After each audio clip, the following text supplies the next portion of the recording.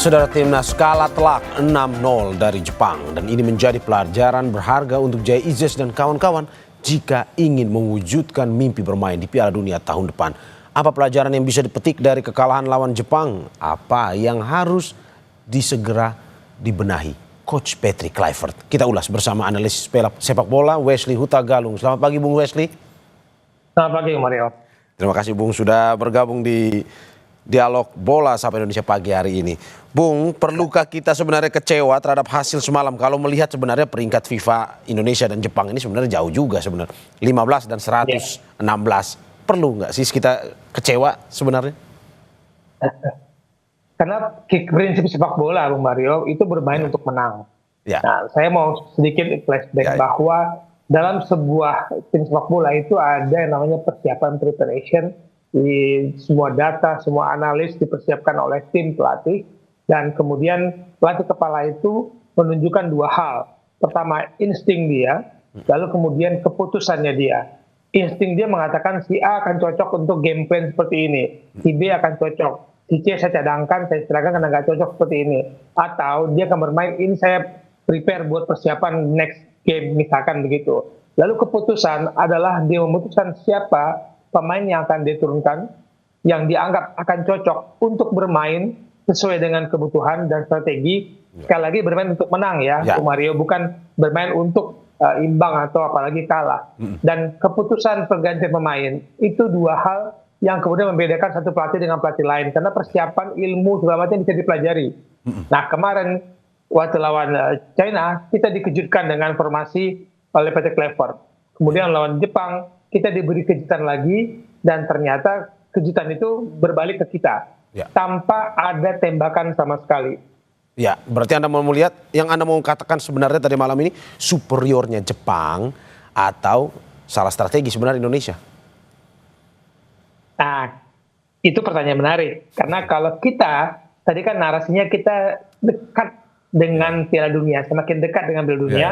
Kalau mau main di Piala Dunia, lawannya begini, kualitasnya akan begini. Itu pun Jepang tampil dengan tim lapisnya. Ada dua pemain debutan, hanya ada dua pemain, Wataru Endo dan Daichi Kamada yang bermain starter juga di waktu lawan Indonesia ketika Jepang turun full tim. Mereka belum meraih tiket Piala Dunia. Mereka baru meraih ketika mengalahkan Bahrain di pekan ke-7. Nah, ketika menghadapi Indonesia, mereka merombak banyak pemain, dan kita diperlihatkan mau main Piala Dunia begini caranya. Ini menjadi, tadi kata Patrick Kluivert, jadi pelajaran. Tapi bagi saya, antara pelajaran dan pertarungan itu adalah dua hal yang berbeda. Kita ke Jepang untuk bertarung, kita bukan untuk belajar. Oke, Bung Wesley, ini di Harian Kompas headline-nya, kualitas Indonesia masih di bawah tim Piala Dunia. Menurut Anda seperti itu? Ya begitulah. Jepang sudah menjadi rutin pelanggan Piala Dunia sejak 1998. Tidak pernah lagi mereka bolos untuk tampil di putaran final. Kita baru semakin dekat, belum berhasil. Ketika dekat pun euforia kita itu luar biasa. Jadi apa ya, harapan, keinginan, haus kita untuk melihat prestasi itu tidak bisa dibendung. Padahal kita belum mencapai Piala Dunia, baru dekat. Masih ada babak berikutnya. Oke, menurut Anda kita tidak boleh ada ekspektasi yang terlalu berlebihan atau gimana sebenarnya? Ini usai melawan Jepang nih ya, tim-tim yang sudah punya konsistensi masuk Piala Dunia nih.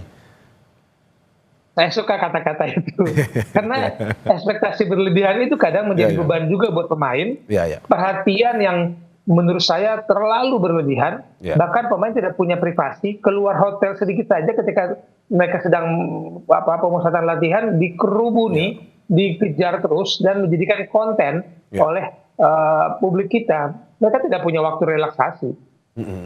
Oke, berarti kalau kita membahas lebih teknis, Bung Wesley, terkait dengan pertandingan versus Jepang kemarin, menurut Anda apakah memang sampai saat ini dua pertandingan sebelumnya Patrick Kluivert berhasil memenangkan pertandingan, tapi di lawan Jepang kita terbuka matanya bahwa ada langit di atas langit juga. Apakah menurut Anda tadi malam itu kesalahan memang ada di taktiknya, atau memang ini perlu lagi Indonesia harus putar otak untuk membahas bahwa untuk masuk Piala Dunia, taktik yang sebenarnya dimainkan versus Bahrain dan Cina ini tidak cocok sebenarnya, ataupun pemain-pemain yang diturunkan ini harus dievaluasi lagi atau gimana?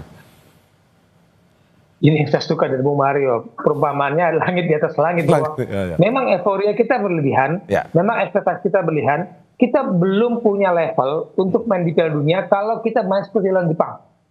Oke? Lawan China, lawan Bahrain, kita meraih kemenangan 1-0, tapi kita masih terus mencari bentuk yang terbaik. Ini yang menjadi catatan bagi Patrick Kluivert. Kenapa? Dia baru menangani 3 pertandingan kan. Lawan Australia dia coba-coba, berhasil menyerang, menekan 10 menit, 15 menit, mulai keteteran, dan kita kebobolan 5 kali. Dan kita belum bisa bermain pressure seperti yang dia inginkan, gaya sepak bola, filosofi yang dia inginkan, untuk bermain 90 menit belum bisa. Kita main 10 menit saja, kemudian kita keteteran. Lawan Bahrain, kita harus akui, kita keteteran dari kondisi cuaca. Pemain kita main di kandang, main home, tapi kan banyak sekali pemain kita yang kesulitan juga untuk adaptasi dengan cuaca di Jakarta, kelembapan, dan kepenuhnya banyak publik di stadion, membuat suasana memang tidak begitu nyaman karena mereka terbiasa di Eropa, lahir di Eropa. Lawan Jepang, lawan China, kemudian kita diperlihatkan sebuah keberanian Patrick Kluivert untuk memancing anti teori dan strategi lawan, dan lawan kemudian tidak menduga gaya bermain yang dimainkan oleh Indonesia. Tapi lawan Jepang kita harus akui, inilah kalau mau main di Piala Dunia seperti inilah yang dibutuhkan. Jepang tidak memberikan kita ruang sedikit pun pemain kita, bahkan untuk balik badan. Mereka organisasi pertahanan mereka begitu baik, kita tidak diberikan kenyamanan. Itu tidak ada namanya keleluasaan pemain kita untuk mendekati lawan. Megang bola saja, karena 2 pemain sudah mengejar pemain kita kan. Tapi apa yang sebenarnya evaluasi dalam arti bahwa apakah ini memang untuk membuka mata bahwa ini Patrick Kluivert dengan pemain-pemainnya ini belum punya strategi yang pas untuk dimainkan jika pada akhirnya masuk Piala Dunia mungkin?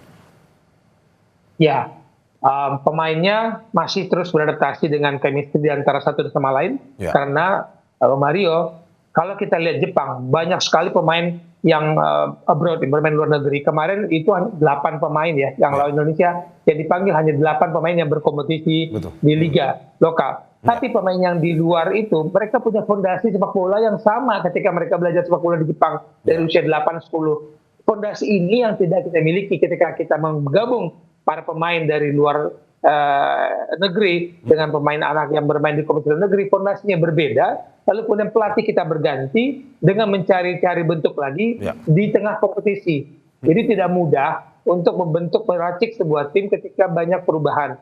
Nanti kalau coba lihat Bung Mario, lawan Jepang di putaran pertama, kita nggak punya Ole, kita nggak punya Joel Pelupesi.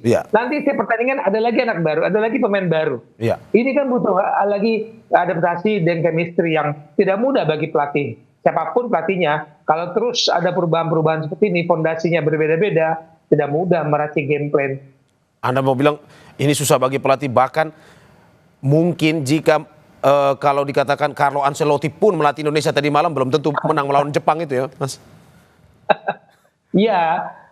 Semua pelatih itu punya karakter dan kebiasaan. Ancelotti itu manajemennya bagus, kemampuan mengelola timnya bagus, dan itu saat ini kalau menurut saya pengelolaan tim itu sangat baik dimainkan oleh tim latihan kita, Patrick Kluivert dan tim itu hampir semua saya pikir satu frekuensi lah cara mereka berlihat dan melihat sepak bola ya. Oke, Bung Wesley, ini pelajaran penting versus Jepang ini. Tetapi nanti kita tetap akan lolos ke putaran keempat kualifikasi ini Piala Dunia Zona Asia ini.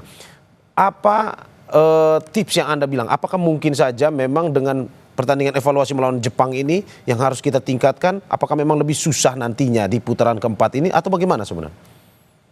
Ya, pertanyaan menarik karena semua lawan kita adalah dari kawasan yang sama ya. Arab Saudi, Irak, Oman, Uni Emirat Arab, dan Qatar. Yang menjadi pertanyaan kemudian siapa nanti tuan rumahnya, karena kata-katanya si Arab Saudi dan Qatar yang sedang dekat dengan FIFA ini akan jadi tuan rumah. Undian tanggal 17 Juli dengan gaya bermain yang hampir sama lawan-lawannya.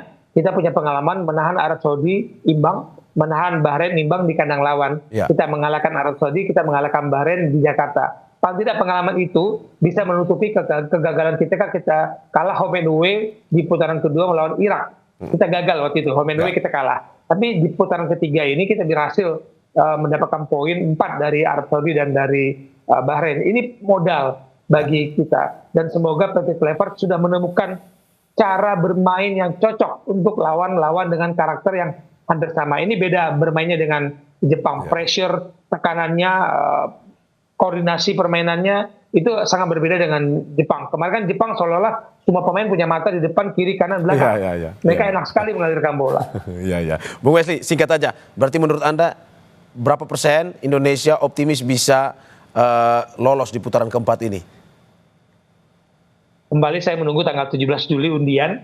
Semoga benar yang kekhawatiran kita. Memang kita sudah pernah ketemu Arab Saudi di babak ketiga ini. Tapi kalau kita ketemu Qatar, memang agak sulit ya menghadang Qatar yang sedang terus bergelombang kemajuan sepak bolanya. Semoga kita bisa menemukan gaya cocok untuk lolos langsung. Jangan sampai ke putaran 5 berat, putaran 5, Bung Mario. Ya, terima kasih analis sepak bola Wesley Hutagalung atas apa yang disampaikan. Semoga tidak memberikan ekspektasi berlebihan, tetapi memberikan evaluasi pelajaran kepada timnas Indonesia bahwa perlu ditingkatkan, termasuk untuk tim Patrick Kluivert dan juga para pemainnya. Terima kasih Bung Wesley atas apa yang disampaikan. Sehat-sehat selalu.